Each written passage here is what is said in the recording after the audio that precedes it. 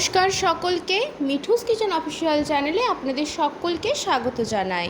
আশা করি আপনারা যে যেখান থেকে আমার এই ভিডিওটি দেখছেন আপনারা সকলে ভালো আছেন এবং সুস্থ আছেন। আজকে আপনাদের সাথে শেয়ার করে নেব ছোলার ডাল দিয়ে সয়াবিনের তরকারি, যা কিন্তু রুটি পরোটার সাথে খেতে বেশ ভালো লাগে। তাহলে চলুন রেসিপিটি শুরু করা যাক। তার জন্য প্রথমেই কড়াইয়ের মধ্যে বেশ খানিকটা পরিমাণ জল গরম করতে আগে থাকতেই বসিয়ে দিয়েছিলাম।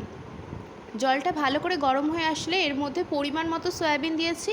আপনারা যতটা পরিমাণ সয়াবিন তরকারি বানাতে চাইছেন সেই মতো দেবেন। আমি এখানে মাঝারি সাইজের বাটির 1 বাটি দিয়েছি।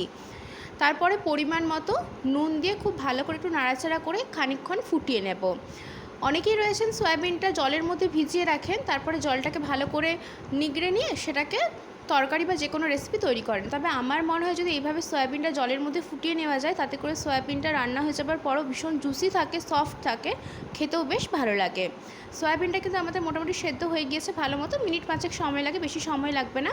একটি পাত্রের মধ্যে জল ঝরিয়ে তুলে রেখে দিয়েছি। তারপরে কড়াইয়ের মধ্যে বেশ খানিকটা পরিমাণ আমি এখানে রিফাইন অয়েল গরম করে নিয়েছি। তেলটা ভালো করে গরম হয়ে আসলে এখানে একটু বড় সাইজ করে কেটে রাখা আলু দিয়েছি। আলুটা যেহেতু কাঁচা রয়েছে ভাজতে একটু সময় লাগবে, সেই ক্ষেত্রে যাতে আলুটা তাড়াতাড়ি সেদ্ধ হয়ে যায় একবারে এখনই আমি দিয়ে দিয়েছি পরিমাণ মতো নুন এবং সামান্য পরিমাণ হলুদের গুঁড়ো দিয়ে খুব ভালো করে একটু নাড়াচাড়া করে নিচ্ছি, যাতে করে নুনটা খুব ভালো মতো আলুর গায়ে মিশে যায়। এবং ঢাকা দিয়ে লো টু মিডিয়াম ফ্লেমে 25 মিনিট রেখেছিলাম আলুটাকে ভালো মতো সেদ্ধ হয়ে যাওয়ার জন্য। 25 মিনিট পর কিন্তু আলুগুলো দেখুন খুব ভালো মতো সেদ্ধও হয়ে গিয়েছে এবং ভাজাও হয়ে গিয়েছে। এর থেকে বেশি ভাজবার প্রয়োজন নেই। যখন আমরা রেসিপিটা বানাবো তখন আমরা গ্রেভির মধ্যে দিয়ে খানিকক্ষণ ফোটাবো এবং আলুগুলো খুব ভালো মতোই নরম হয়ে গিয়েছে। আপনাদেরকে একটা আলু আমি এখানে কেটে দেখিয়ে দিচ্ছি যে দেখুন আলুটা কিন্তু খুব সুন্দর মতো নরম হয়ে গেছে। একটু যে পরিমাণ যদি শক্ত থেকেও থাকে সেটা কিন্তু যখন পরবর্তীতে আমরা গ্রেভির মধ্যে ফোটাবো তখন কিন্তু সেদ্ধ হয়ে যাবে। খুব সুন্দর করে লালচে লালচে করে আলুগুলোকে ভেজে নিয়েছি আমি এখানে। আলুগুলো যেহেতু আমাদের ভালো মতো ভাজা হয়ে গিয়েছে, ঠিক সেই জন্য এখানে একটি পাত্রের মধ্যে আলুগুলোকে তুলে একটা সাইডে আমি এখানে রেখে দেব। তারপরে আমি এখানে পুরো রান্নাটাই কিন্তু করব মাস্টার্ড অয়েলে। তার জন্য এখানে আমি সর্ষের তেল দিয়েছি। আলুগুলো ভেজেছিলাম আমি সাদা তেলে, কিন্তু এই পুরো রান্নাটা করব আমি সর্ষের তেলে।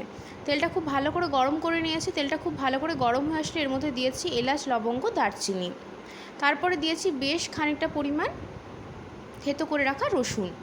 রসুনটা দেওয়ার পর বেশ খানিকক্ষণ একটু ভাজা ভাজা করে নেব, কারণ রসুনের ফ্লেভারটা খুব ভালো আসে। রসুন ভাজা হয়ে যাবার পর দেখবেন একটা মিষ্টি গন্ধ বের হয়, ঠিক ততক্ষণ পর্যন্ত রসুনটাকে একটু ভাজা ভাজা করে নিয়েছি। তারপর এর মধ্যে দিয়ে দিয়েছি 2টো ছোটো সাইজের কোচানো পেঁয়াজ, একদম ছোটো ছোটো করে কুচি কুচি করে কেটে নিয়েছি। পেঁয়াজটা দেওয়ার পরে খুব সুন্দর করে কিন্তু রসুনের সাথে পেঁয়াজটাকেও ভেজে নিতে হবে, কারণ যেহেতু আদা, পেঁয়াজ, রসুন এই তিনটারই কিন্তু কাঁচা গন্ধ থাকে। মশলা খুব ভালো করে যদি কষানো না হয় এবং এগুলো খুব ভালো করে যদি ভাজা না হয়, সেই ক্ষেত্রে তরকারির মধ্যে একটা বাজে স্মেল বের হয়। সেই ক্ষেত্রে খুব ভালো করে কিন্তু এগুলোকে ভেজে নিতে হবে হাতে সময় নিয়ে। খুব সুন্দর করে মোটামুটি পেঁয়াজটা আমাদের ভাজা হয়ে গিয়েছে। ঠিক এই পর্যায়ে আমি দিয়ে দিচ্ছি পরিমাণ মতো নুন। নুনটা দেওয়ার পরে খুব ভালো করে আরও একবার মিশিয়ে নিচ্ছি, যাতে করে পেঁয়াজটা আরও একটু নরম হয়ে যায় এবং পেঁয়াজটা ভাজতে যাতে বেশি সময় না লাগে, সেই জন্য পেঁয়াজ ভাজার সময় যদি নুনটা দিয়ে দেওয়া হয় পেঁয়াজটা খুব সুন্দর মতো নরম হয়ে ভাজা হয়ে যায়। তারপর এর মধ্যে খানিকটা দিয়েছি গ্রেট করে রাখা আদা।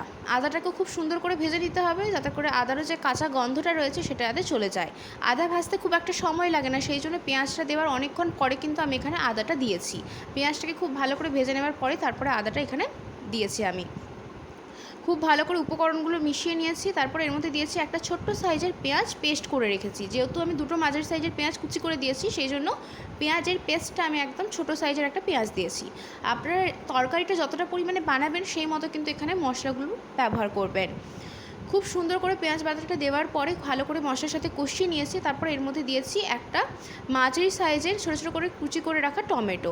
টমেটোটাও কিন্তু গলতে সময় লাগবে এবং টমেটোটা যখন একদম নরম হয়ে যাবে তখনই কিন্তু আমরা মশলাটা বুঝবো যে কষানো হয়েছে। বেশ খানিকক্ষণ ধরে টমেটোটাকেও একটু ভালো করে কষিয়ে নিয়েছি মশলার সাথে এবং টমেটোটা আরেকটু নরম হবে, একদম নরম হয়ে গলে যাবে, ঠিক সেই পর্যায়ে পর্যন্ত কিন্তু আমাদের টমেটোটাকে কষাতে হবে। মোটামুটি এখানে কষানো আমাদের হয়ে গিয়েছে। তারপর এর মধ্যে সমস্ত গুঁড়ো মশলাগুলো দিয়ে দেবো। প্রথমে দিয়েছি সামান্য পরিমাণ ধনের গুঁড়ো, সামান্য পরিমাণ দিয়েছি হলুদের গুঁড়ো, ঝালের জন্য এখানে আমি দিয়েছি লাল লঙ্কার গুঁড়ো, সামান্য পরিমাণ জিরের গুঁড়ো এবং সুন্দর একটা কালারের জন্য দিয়েছি কাশ্মীরি লঙ্কার গুঁড়ো। এই সমস্ত গুঁড়ো মশলার সাথে এই মশলাটাকে খুব ভালো করে কষিয়ে নেব, যাতে করে খুব ভালোভাবে মশলাটা আমাদের কষানো হয়ে যায় সেদিকে খেয়াল রাখতে হবে এবং খুব সুন্দর করে কষিয়ে নিতে হবে। মশলা থেকে যতক্ষণ অবধি একটা সুন্দর গন্ধ বেরিয়ে আসছে এবং যে কাঁচা মশলার যে একটা গন্ধ, সেই গন্ধটা যতক্ষণ না চলে যাচ্ছে ততক্ষণ পর্যন্ত কিন্তু মশলাটাকে কষিয়ে নিচ্ছি। আগে থাকতে কিন্তু আমি ছোলার ডাল কিছুটা পরিমাণ ভিজিয়ে রেখেছিলাম, 5 থেকে 6 ঘন্টা মতো ভিজিয়ে রাখলেই হবে। খুব সুন্দর করে ভিজেও গিয়েছে, সেই ডালটা আমি এর মধ্যে দিয়ে দিলাম। আমি যেহেতু ডালটাকে আগে থাকতে সেদ্ধ করব না, সেই জন্য ওই মশলা কষানোর সময় ডালটা দিয়ে দিলে কী হবে, ডালটা কিন্তু খুব ভালো মতো সেদ্ধ হয়ে যাবে। আর এই ডালটা বেশি সেদ্ধ করার প্রয়োজন নেই যে একদম গলা গলা হয়ে যাবে তেমনটা না, একটু শক্ত থাকবে। নর্মালি আমরা ছোলার ডাল যখন করে থাকি একদম যে গলা গলা করে সেদ্ধ করে নিস তেমনটা করবেন না, এতে কিন্তু খুব ভালো লাগে না খেতে। রেসিপিটা একটু শক্ত শক্ত থাকবে, সেই মতোই কিন্তু আমরা তরকারিটাকে নামিয়ে নেব। ছোলার ডালটা একটু শক্ত থাকলে এই রেসিপিটা খেতে বেশ ভালো লাগে।